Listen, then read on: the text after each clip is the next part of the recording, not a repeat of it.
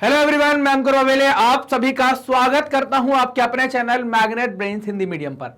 Magnet brains Hindi medium एक ऐसा platform है जो हिंदी माध्यम की कक्षा 7वीं से लेकर कक्षा 12वीं तक का संपूर्ण पाठ्यक्रम सीबीएसई, एनसीईआरटी और दूसरे स्टेट बोर्ड के अनुसार बिल्कुल निःशुल्क में उपलब्ध करा रहा है। मतलब यह कि आपको यहाँ के किसी भी वीडियो के लिए एक भी रुपए का पेमेंट नहीं करना है। सभी वीडियोस मिलते हैं आपको बिल्कुल निःशुल्क, वो भी क्वालिटी कंटेंट और बेस्ट फैकल्टीज के साथ। चलिए बात करते हैं कि इस वीडियो में हम क्या कवर करेंगे। इस वीडियो के माध्यम से हम कवर करने वाले हैं धर्मनिरपेक्ष शासन को। अब धर्मनिरपेक्ष शासन क्या कहलाता है? धर्मनिरपेक्ष शासन जो है, पहले तो ये टॉपिक कहां से है, तो ये टॉपिक है कक्षा 10वीं की राजनीति विज्ञान के अध्याय 4 का। अब ये शासन कहलाता क्या है? धर्मनिरपेक्ष शासन को आप कहेंगे क्या? तो हम धर्मनिरपेक्ष शासन का मतलब ये हो जाता है ना, धर्मनिरपेक्ष शासन क्या होगा कि सेकुलर स्टेट के बारे में हमें बात करना है। तो हम चलिए बात करते हैं, पहले सबसे पहले इस टॉपिक के नाम से आगे बढ़ेंगे। चूंकि हमने पिछले वाले टॉपिक में सांप्रदायिकता के बारे में पढ़ा था, तो हम वहीं से स्टार्ट करते हैं। सांप्रदायिकता हमारे देश के लोकतंत्र के लिए बड़ी चुनौती रही है। सांप्रदायिकता क्या थी? हमने जाना हुआ था कि सांप्रदायिकता क्या कहलाती है। अब ऐसा तो कोई होगा नहीं कि जो सांप्रदायिकता के बारे में जानता नहीं होगा। है क्या ऐसा कोई कि जो सांप्रदायिकता के बारे में नहीं जानता? सांप्रदायिकता जो क्या थी, सांप्रदायिकता के बारे में हम सभी बहुत अच्छे से जानते हैं, सबने पढ़ा हुआ है। क्या कहलाती है सांप्रदायिकता?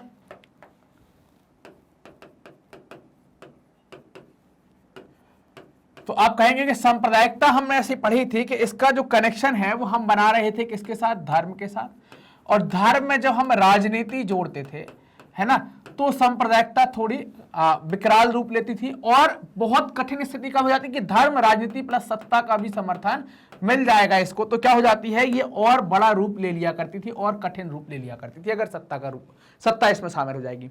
तो ये सांप्रदायिकता जो है, चूंकि अब अगर आप इस सांप्रदायिकता को भारत की रिस्पेक्ट में देखते हैं, है ना, अगर भारत मतलब अपने देश की रिस्पेक्ट में देखते हैं, तो आप पाएंगे यहां पर भारत में आपको कई धर्म मिलेंगे।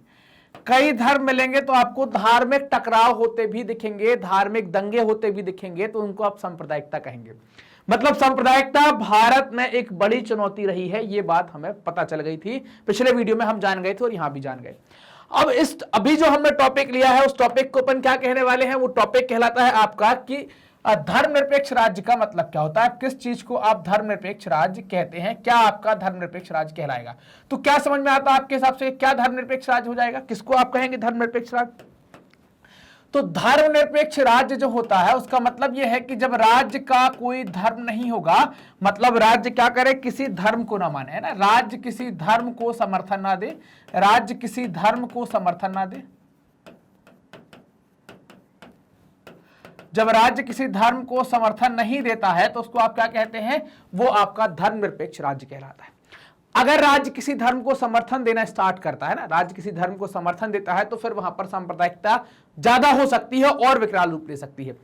लेकिन हमारे संविधान में हमारी सरकारें किसी धर्म विशेष को समर्थन नहीं करती, उनकी धर्म के मामले में दूरी रहती है, वो तटस्थ रहती हैं। तो ऐसे राज्य को आप क्या कहेंगे? धर्मनिरपेक्ष राज्य उसको कहेंगे। क्या कहेंगे उसको? धर्मनिरपेक्ष राज्य कहा जाएगा। इसी धर्मनिरपेक्ष राज्य के बारे में हमें जानना है। तो हमने जाना कि सांप्रदायिकता जो है हमारे देश के लोकतंत्र के लिए एक बड़ी चुनौती रही है। हमारे जो संविधान बनाने वाले व्यक्ति थे, संविधान निर्माता थे, वो इस चुनौती के लिए सचेत थे। उनको पता था कि धार्मिक टकराव आएगा। और आप देख भी सकते हैं कि धार्मिक टकराव 1947 के आसपास आपको एक बड़ा धार्मिक टकराव देखने को मिला हिंदू और मुस्लिम के नाम से, और देश का बंटवारा भी आपको देखने को मिला हिंदू और मुस्लिम के नाम से। भारत और पाकिस्तान दो देश बने हिंदू और मुस्लिम के नाम से। मतलब क्या हुआ कि वो जानते थे कि भाई ऐसी समस्याएं आगे भी आ सकती हैं, इसीलिए उन्होंने क्या किया, इसी कारण उन्होंने धर्मनिरपेक्ष शासन का जो मॉडल है उसको चुना। धर्मनिरपेक्ष शासन का मतलब क्या होगा कि सरकार किसी धर्म विशेष को समर्थन नहीं करेगी, ना सरकार का कोई धर्म होगा। इसी आधार पर संविधान के अनेक प्रावधान भी यहां पर तैयार किए गए। क्योंकि भारत में आप अगर देख पाए तो विभिन्न प्रकार के धर्म के लोग रहते हैं, हिंदू, मुस्लिम, सिख, ईसाई, जैन, यहूदी, पारसी, है ना, सभी धर्म के लोग आपको यहां पर देखने को मिलेंगे। तो हमने क्या किया, भारत सरकार ने एक ऐसा मॉडल अपनाया है जिसको हम धर्मनिरपेक्ष कहेंगे।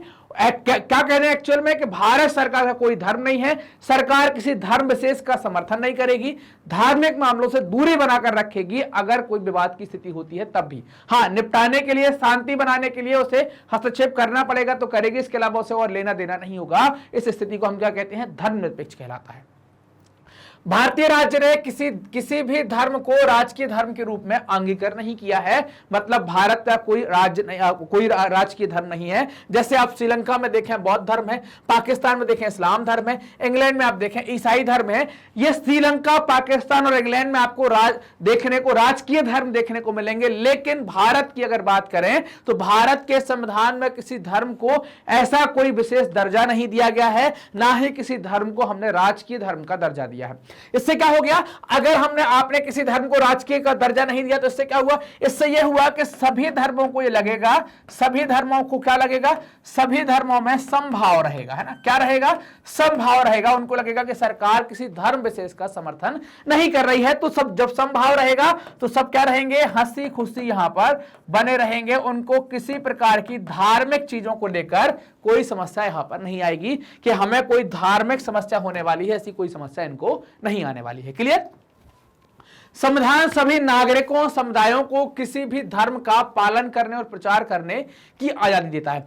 मतलब कि आप अगर अभी हिंदू हैं तो आप अपना धर्म बदलकर मुस्लिम हो सकते हैं, मुस्लिम से आप धर्म बदलकर सिख हो सकते हैं, सिख से आप धर्म बदलकर जैन हो सकते हैं, जैन से आप धर्म बदलकर बौद्ध हो सकते हैं, बौद्ध से आप धर्म बदलकर ईसाई हो सकते हैं, ईसाई से आप धर्म बदलकर फिर क्या हो सकते हैं, मुस्लिम हो सकते हैं, मुस्लिम से आप धर्म बदलकर क्या हो सकते हैं, फिर से हिंदू हो सकते हैं। मतलब आप जो चाहे वो इनमें से धर्म अपना लें, आपकी जो इच्छा हो वो आप धर्म अपना सकते हैं। चाहे तो आप हिंदू बन जाए, चाहे तो मुसलमान बन जाए, चाहे सिख बन जाए, चाहे जैन बन जाए, बौद्ध, ईसाई, फिर से मुस्लिम, जरथुस्त्र, या कोई धर्म नहीं मानना है तो ना मानिए। सरकार किसी के ऊपर दबाव नहीं डालती कि आप मंदिर जाओ, मस्जिद जाओ, गिरजाघर जाओ, उसको लेना देना नहीं है। आपको आजादी दी है कि आप चाहे तो कोई सा भी धर्म मानो, कोई सा भी समुदाय मानो, आप आजाद हो और किसी भी धर्म का प्रचार करो, इसके लिए भी आजाद हो। लेकिन एक समस्या आ गई। क्या समस्या आ गई, ये जो धर्म आप परिवर्तन कर रहे हो ये लालच में ना कहें, है ना, ये परिवर्तन लालच में ना करें। तो अब जवाब आएगा, एक आपके मन में एक सवाल आएगा जिसका जवाब मैं देने वाला हूं कि लालच का मतलब क्या। लालच का मतलब ये कि पैसा लेकर धर्म का परिवर्तन ना करें। नहीं तो आपने पैसा लिया, यहां पर बोले कि 2 लाख देना, ले लिए, फिर देना बोले 3 लाख देना, फिर 5 लाख देना, फिर 10 लाख देना, फिर 25 लाख देना, और साल भर में घूम के जहां के था। इससे क्या होगा कि फिर आप पैसा लेकर धर्म को बदलेंगे तो धर्म में आपकी आस्था नहीं रहेगी। जिस मूल आदर्शों के आधार पर आप धर्म को मानते हैं वो आदर्श आपको नहीं रहेंगे। आपने पैसा लिया, धर्म बदल दिया, कोई 5,000 ज्यादा देगा, आप फिर बदल देंगे, तो आप लालच में नहीं करेंगे। इससे क्या है, अगर आप लालच में करते हैं तो देश की धार्मिक स्थिति गड़बड़ा सकती है। तो लालच में और दबाव में धर्म का परिवर्तन नहीं करेंगे। संविधान के आधार पर किए जाने वाले किसी तरह के भेदभाव को, है ना, संविधान धर्म के आधार पर किए जाने वाले किसी प्रकार के भेदभाव को अवैधानिक घोषित करता है। मतलब अगर धर्म के आधार पर, है ना, धर्म के आधार पर आपके साथ भेदभाव होता है तो उसको क्या किया जाएगा, अवैधानिक, मतलब उसे गैर कानूनी घोषित कर दिया जाएगा। इसके साथ ही संविधान धार्मिक समुदायों में समानता सुनिश्चित करने के लिए शासन को धार्मिक मामलों में दखल देने का अधिकार देता है। कैसे, कि आपको समानता स्थापित करने से छुआछूत, अब यह नहीं कह सकते कि हमारे धर्म का मामला नहीं आओगे, लेकिन समाज में समानता स्थापित करने के लिए सरकार, संविधान जो है वो सरकार को छूट देता है कि आप स्त्री, पुरुष और नागरिकों और परिजनों सब में, जो आपके जो समुदाय के लोग हैं, भारत के नागरिक, सब में समानता स्थापित करें। इसलिए संविधान इनको छूट देता है। धर्मनिरपेक्षता कुछ पार्टियों या व्यक्तियों की एक विचारधारा भर नहीं होती है, यह हमारे संविधान की एक बुनियाद भी है जिसपे हमने धर्म से तटस्थता बनाई है, धर्म से दूरी बनाई है। सांप्रदायिकता भारत में सिर्फ कुछ लोगों के लिए ही एक खतरा नहीं है, बल्कि भारत की बुनियादी अवधारणा के लिए भी चुनौती है, एक खतरा है। अगर सांप्रदायिकता ज्यादा पनपती है तो देश की एकता, अखंडता को भी नुकसान पहुंच सकता है, हमारी शांति को भी चोट लग सकती है। हमारी तरह का धर्मनिरपेक्ष संविधान जरूरी चीज है। जैसा संविधान हमारा है, जैसा हमारे यहाँ पर धर्मनिरपेक्ष संविधान है, तो ऐसा ये क्या है कि एक जरूरी चीज है, पर अकेले इसी के बूते सांप्रदायिकता का मुकाबला नहीं कर सकते। मतलब केवल इस बात के दम पर आप सांप्रदायिकता का मुकाबला नहीं कर पाएंगे।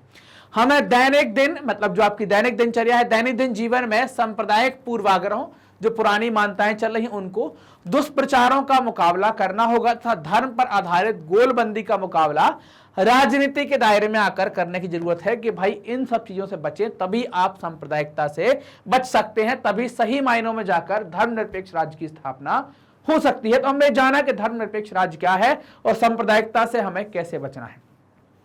मैग्नेट ब्रेन्स अपनी हाई क्वालिटी एजुकेशन के लिए जाना जाता है, मतलब आपको यहां पर किसी भी हाई क्वालिटी वीडियो के लिए आपको पेमेंट नहीं करना, क्योंकि मैग्नेट ब्रेन्स अपनी निःशुल्क शिक्षा के लिए भी जाना जाता है।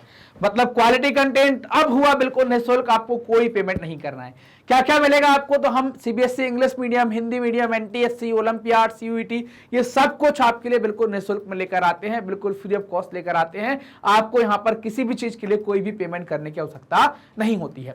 आप सारे वीडियो देख सकते हैं हमारे ऑफिशियल यूट्यूब चैनल पर। हमारी जो वेबसाइट है www.magnetbrains.com और हमारा जो एप्लीकेशन है मैग्नेट ब्रेन्स का, इन तीनों जगहों पर आप क्या कर सकते हैं, हमारे वीडियोस को देख सकते हैं। जो वीडियोस हम लोगों के द्वारा यहां पर डाले गए हैं, क्वालिटी कंटेंट वाले हैं, बिल्कुल निःशुल्क हैं। इसके अलावा आप हमसे जुड़ सकते हैं यूट्यूब, फेसबुक, इंस्टा, ट्विटर और टेलीग्राम के माध्यम से, वहां पर भी आपको जानकारी मिलती रहती है। ये वीडियो आप देख रहे हैं मैग्नेट ब्रेन्स के Hindi channel magnet brains Hindi medium पर, तो चैनल को सब्सक्राइब करें, वीडियो को लाइक करें, अपने दोस्तों के साथ जमकर शेयर करें, कमेंट में अपना डाउट पूछें और ये भी बताएं कि आपको वीडियो कैसे लग रहे हैं। मिलते हैं अगले वीडियो में, तब तक अपना ध्यान रखिए, ख्याल रखिए, मस्त रहिए, पढ़ते रहिए। धन्यवाद।